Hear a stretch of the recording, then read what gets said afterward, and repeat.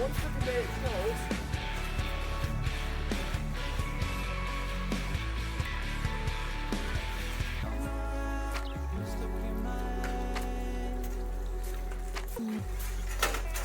Ahoy there, YouTube. Well, a couple of days ago on a road trip, we had a minor fuel pump failure, and I wouldn't really call it even a fuel pump failure. It was more of just a trail rig fix that I botched and never really took care of properly because I'm lazy, and well, it is what it is. So we fixed it over the weekend, put a new fuel pump in it, even though we really didn't need it, but we rewired everything and threw a new pump in it. And as you can probably hear, it's pumping away, but we're not getting any starting. Why though? Why though?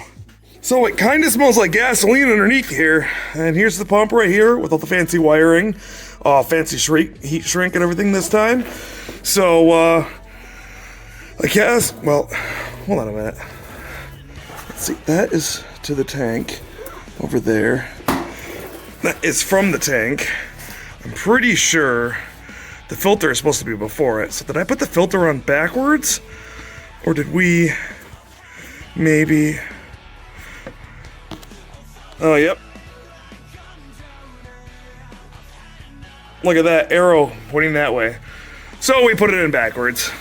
Well, I guess that's an easy fix. Turns out it was nothing that bad.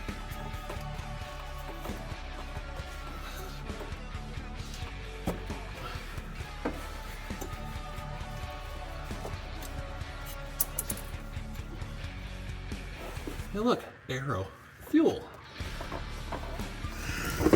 Okay, so it should be, in theory, flipped around now because we got filter before and this afterwards.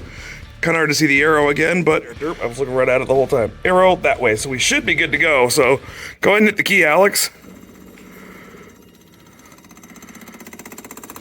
The sound is changing. I don't know if that's a good thing or not.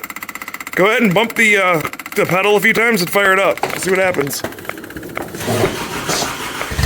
Hey!